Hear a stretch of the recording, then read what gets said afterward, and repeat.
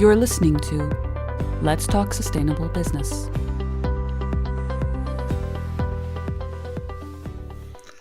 Hello, my name is Uwe Schulte, and it's a pleasure to welcome you to this podcast in our new series, Let's Talk Sustainable Business. It's brought to you by the Conference Board Global Sustainability Center. Today, I will be continuing the conversation with Rosie Hurst from Impact about human rights in supply chain during and after the corona crisis. Before we get started, as we are recording this podcast during the crisis, we would like to express our solidarity with all suffering in this crisis and express our gratitude to all supporting those in need. So let's get started. First, I would like to introduce our guest to you. Rosie Hurst is the founder and director of the consultancy Impact, with the mission of improving the lives and livelihoods of workers worldwide. If you would like to learn more about Rosie and her professional journey, I recommend listening to our last podcast. It's a good recommendation anyway, because we spent a good time on human rights and supply chain in principle. So welcome to you, Rosie. Thanks, Uwe. It's great to be here. Rosie, in the last podcast, as I said, we spoke about human rights in general and how to secure them in supply chains. This has never been an easy task, but now with COVID-19, things have gone into overdrive, haven't they? Absolutely. And sitting here in the middle of it, it's changing all the time. So, it is devastating and affecting workers around the world extremely, extremely badly. And I think we're all trying to work out how to mitigate those impacts and how to protect people in the short term. And of course, thinking about what kind of labour practices will be sustainable in the new post-COVID world. A matter of speculation at the moment, but something perhaps that we can talk about as we continue the conversation. Yeah, for me, a key element in all of this are two things. One, how much we pay our workers in the supply chain, and how the access to healthcare is organized for them. How do you see that? Yes, absolutely. I think you're right. And of course, in many of the world's workplaces, you have a lot of people working very, very close together. So social distancing is very hard to achieve. And you have lack of social safety nets. So no unemployment benefit, no access to healthcare. And you have orders disappearing faster than you can say knife. So wages being cut, wages being, or companies not being able to afford to pay wages because the banks are pressing hard on them. So I think that COVID strikes at the heart of labour standards. And strikes right at the heart of the global economy when we look at the supply chain. I mean, what we've noticed is that there are two types of effects. You've got some sectors where orders have dried up completely. So you have the global supply chain, which is facing at exactly the same time its own part of the pandemic and a complete break in orders. I mean, the most spectacular example of this, of course, is Bangladesh, where 84% of export earnings is from the global garment industry. And the global garment industry is basically at a standstill. So that turns a health crisis and an economic crisis into a humanitarian crisis. And I think it'd be interesting to talk about what is the responsibility of the buyers, of the purchasers, when something like this happens. And perhaps we can speculate a little bit more on that. Yeah, you raise an important point, because a lot of companies are really striving to make their supply chains responsible and sustainable. And we spoke the other week about that you have to have certain ways of looking at your supply chain to make really sure that that your intention becomes reality. But there is a limit to what companies can do, and governments have to step in. Or do you see this differently? Well, I think this crisis, the last crisis that affected supply chains, I mean, probably less deeply than this is doing, but that had a significant impact, was the financial crisis back in 2007, 2008. And there, interestingly, human rights and labour rights did not have a seat at the table. So orders were cancelled, but there was no real feeling that lead firms had a responsibility to see that workers were okay through that. What I'm delighted to say is that there's a far greater sense of responsibility now.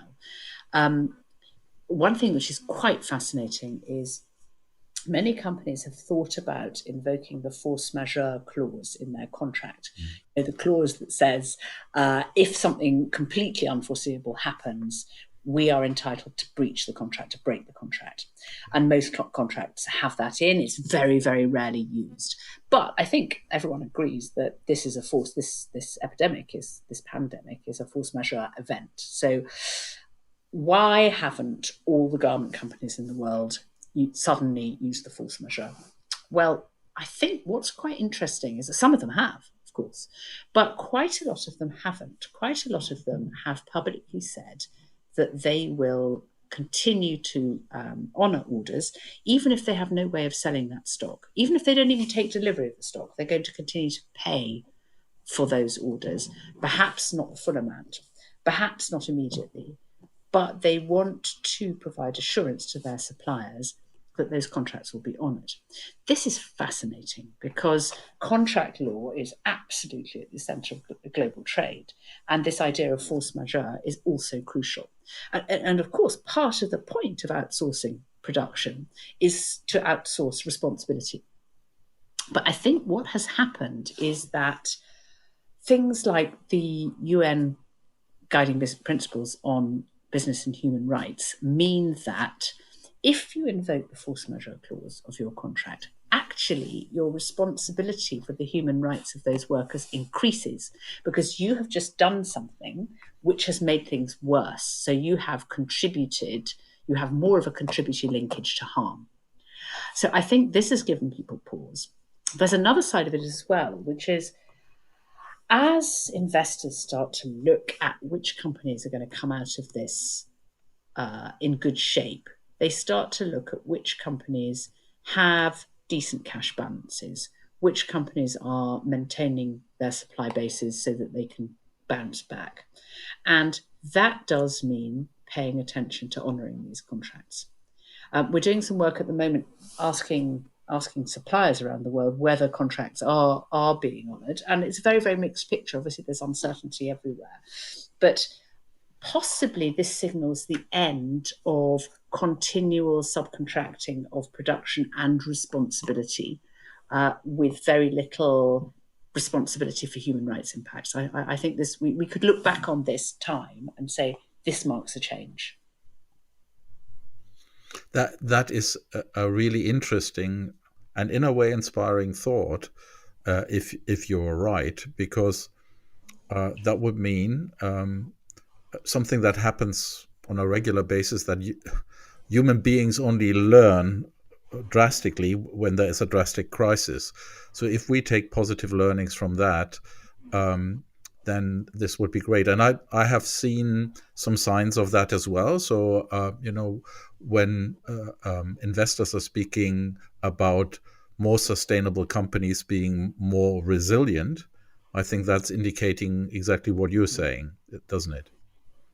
Absolutely. And interestingly, if I look, impact, what do we do? Well, we spend a third of our time in global workplaces exploring current standards, so diagnosing issues and all of that kind of thing. We spend a third of our time trying to sort things out on an enterprise by enterprise basis, getting working children back to school, getting people who have been in bonded labour, getting them out of bondage, etc., etc., etc.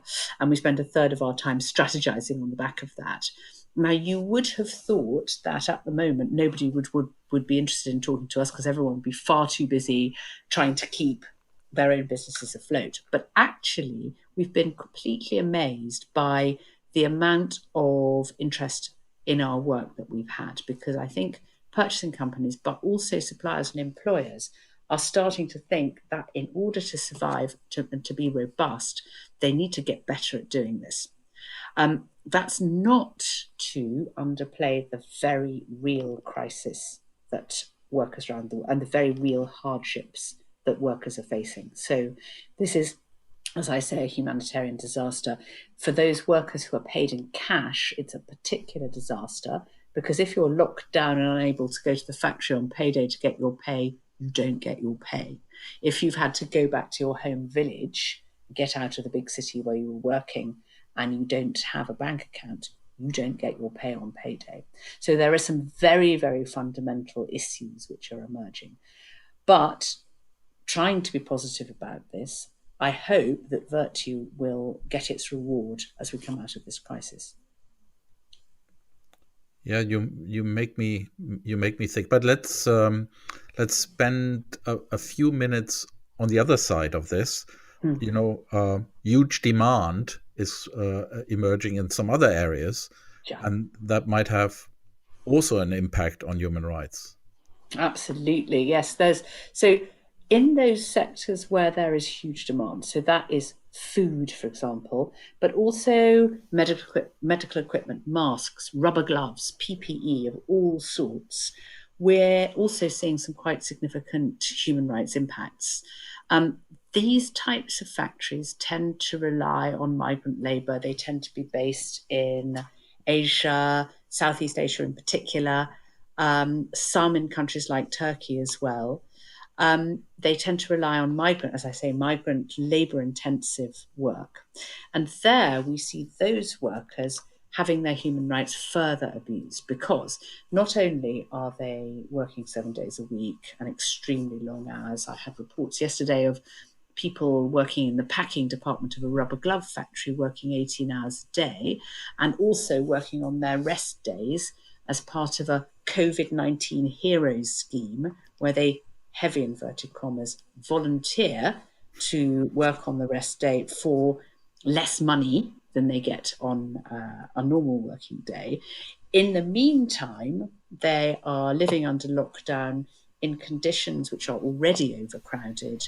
There's overcrowding in the factories, no possibility of social distancing, and of course, their freedom of movement is severely curtailed. Now, all of our freedom of movement is curtailed at the moment, but I would argue being locked down in a dormitory with 50 people is rather different from being locked down in your house or your apartment.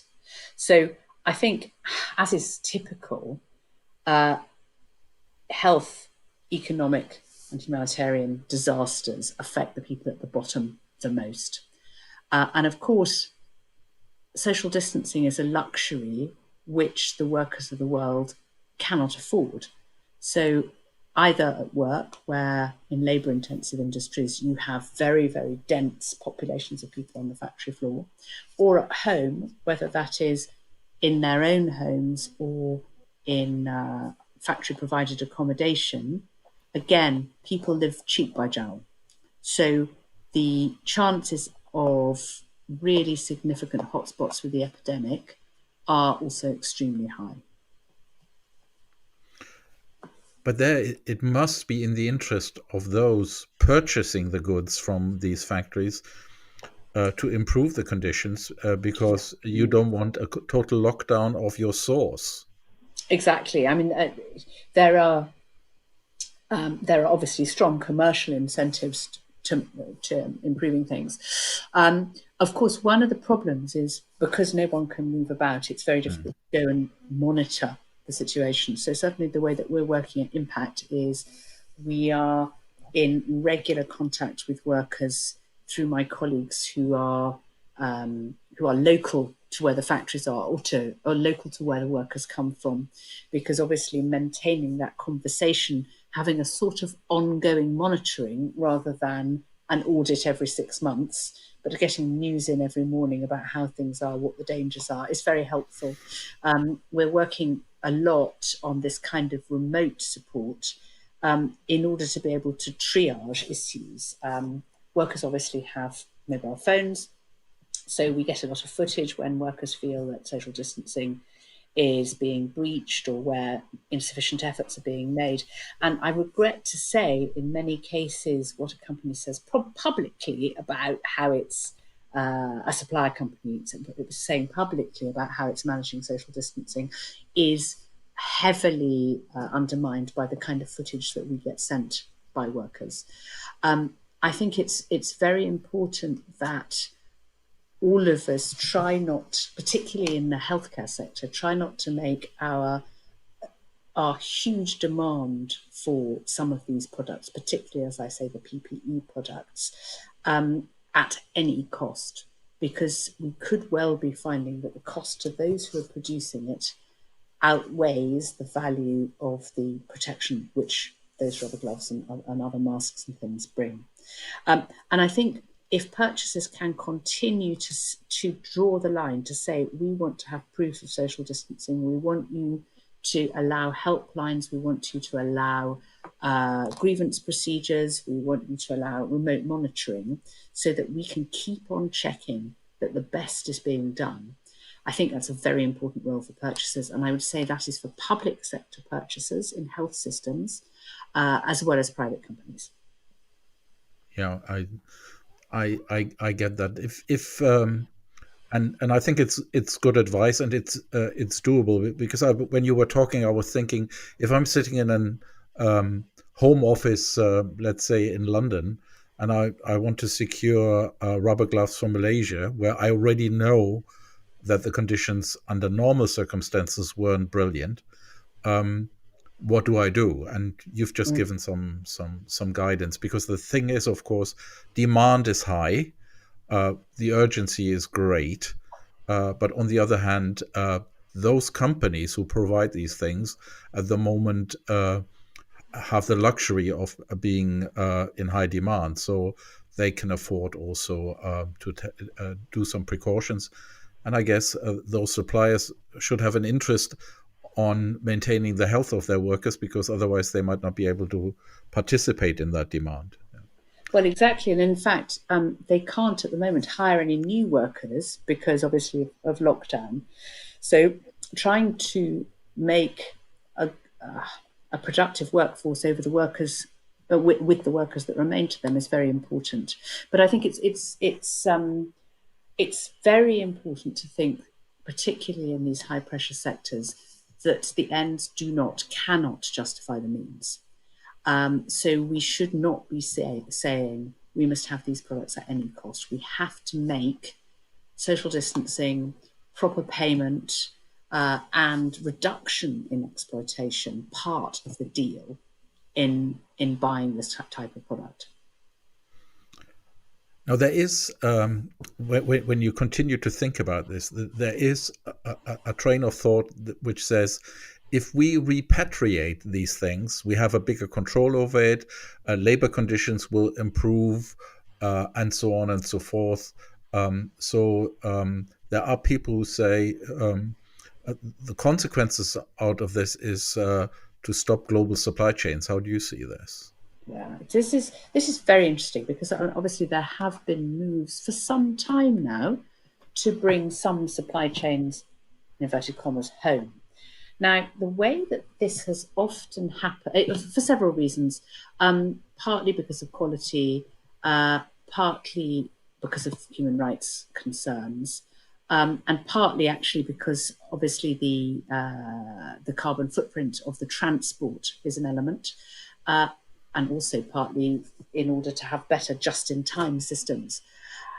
What we tend to find is that when production comes home, it's not as safe as what one would, in human rights terms, as one would like it to be. The tendency is to go for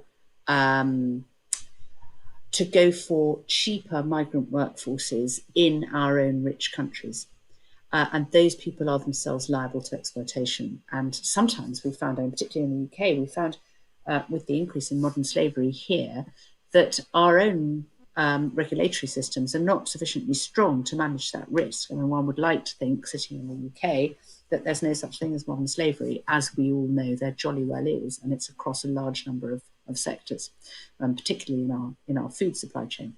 So when we think of the impacts of COVID, I think that in many sectors, it's just going to intensify this need to bring production closer to home. But this needs to be done with far greater care and thought about human rights than has been done to date, and with far more oversight. But I would point out that whilst that could result in better quality jobs in Europe or in the US, one of the issues we will then have is the desolation of some countries, some low-cost countries, particularly in Asia. So in the last podcast, I talked a bit about Bangladesh, and I think it bears repeating. So Bangladesh is dependent for 84% of its export earnings on the global garment industry. If, as seems likely, this crisis has a massive impact on the global garment industry and basically starts to spell the end of the fast fashion model, that will have a radical change in demand. That will radically impact demand, which of course will radically impact supply. So we may find that in a transition to a lower carbon model for fashion, we have significant social impacts. So impacts on those 5 million workers in the garment industry in Bangladesh and their many millions of dependents. So that's not exactly the kind of just transition that I think we all want to try and achieve, all of us in the sustainability world. And a huge amount of thought needs to go into clearing up the mess which has been made if there's going to be withdrawal from many of these countries, or substantial withdrawal from these countries, because there has been no transition, for example, in Bangladesh, no significant transition of jobs out of the garment sector into other sectors, whether they be service sectors or other forms of manufacturing. So that there's a big, fat problem there for the world to solve post-COVID. Yeah, I can see that, and I simply believe that global supply chains will continue. They will be redesigned, and they will be made more resilient, which is the new word, and more transparent. But there is, of course, some good sense of some division of labor through different countries. And I think, as you said, making sure that all the measures that are taken take all the aspects of sustainability into account, carbon footprint being a very important one, but the social impact being another one. This has to be something that when you are procuring, to be on your mind, and you have to have visibility of these effects. Absolutely, and I think it goes at both ends of the supply chain, doesn't it? I mean, will we be seeing much less bricks and mortar retailing, much more for consumer goods, much more online? What does that mean for the jobs of people in retail? What does it mean also for the hordes and hordes of people who deliver our packages? Because those people are also people affected by COVID. They're workers in supply chains. Often their terms and conditions are not good. And those are people, that we're in touch with every day almost. So I think making sure that we ensure that human rights and labour rights have a seat at the table, as I was saying, this is the first crisis where we've really seen that starting to happen. What we all need to do collectively in lead firms and in supplier firms is bring that worker experience to the centre of the agenda, to make sure that those human and labour rights aspects are included in the conversations as we start to work out what the world will be like post-lockdown, post-COVID. We see how interdependent our world is. It's clearly in nobody's interests for there to be huge, localised, serious humanitarian impacts. And I think it's going to call for a unique, sort of thing that we perhaps haven't seen since the years just after the Second World War, collaboration between nations and also between companies and governments in order to try and navigate a way out of all of this for businesses and humans around the world. I think you're making a very important point here, and we have briefly touched on access to healthcare, but we don't have to go to Bangladesh to see that access to healthcare in a situation like we're having it at the moment is something that's in the developed world also an issue. And therefore, when we rethink supply chains and working conditions, and you just mentioned, for example, workers that deliver or people who work on the shop floor in supermarkets, we have to reevaluate their positions as well, not just those in faraway countries. Absolutely. And again, I mean, as you know, I'm a great believer in attempting to rehumanize people in each other's eyes. And I think it's very tempting for employers and for purchasers to think about people in supply chains either as being a little bit like machines, or actually often as being a little bit like machines, which means the moment you think that someone's a bit like a machine, you start to treat them a bit like a machine. So you don't take into account your duty of care, for example, as an employer. So it kind of extends this idea of responsibility, and hopefully COVID will support some positive thinking on this. So, what is the responsibility of employers in terms of providing healthcare or health protection for workers? We're seeing draft plans come out from the British government at the moment about what that might look like, and I know that's happening across Europe as well. But I think this is going to extend the concept of what human and labour rights are in the workplace beyond just those labour standards that we're all so familiar with. Yeah, and what I'm hearing you say is something extremely interesting, and we have to see how it emerges.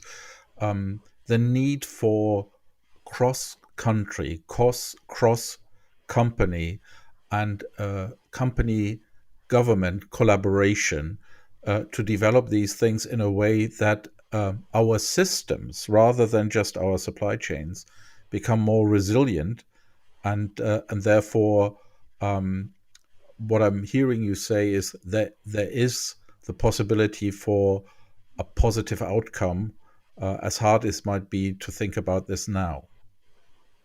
Absolutely. I mean, I don't know if you've noticed this, but when at the beginning of the outbreak, I think everyone was in shock for at least 2 weeks, and there was a sort of full-on crisis mode. Then I think companies and individuals have been thinking operationally, how are we going to manage?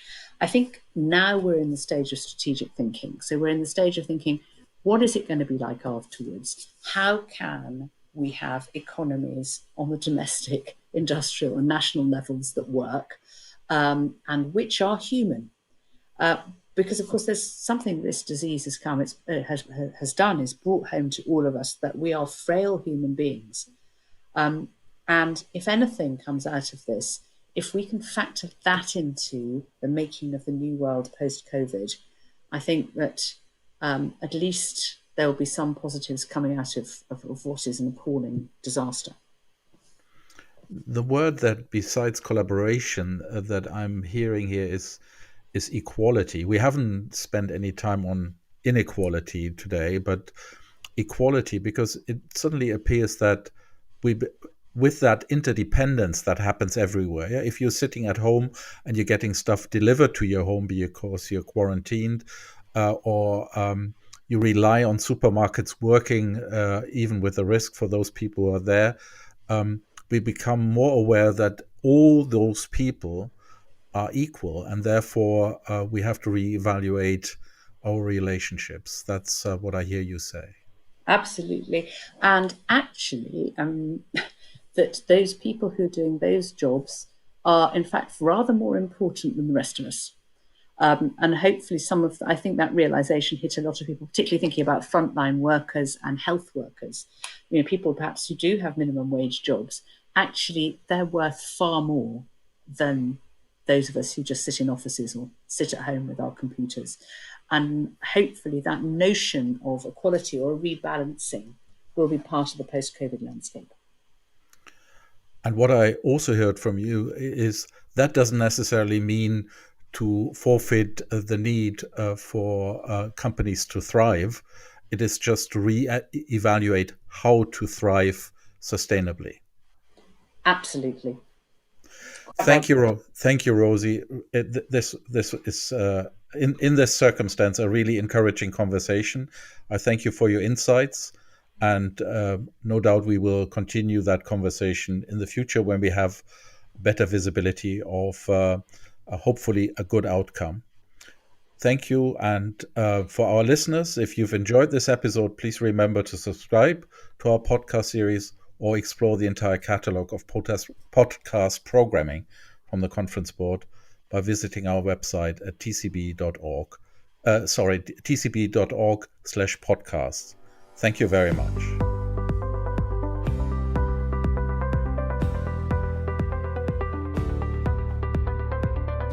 That was Let's Talk Sustainable Business.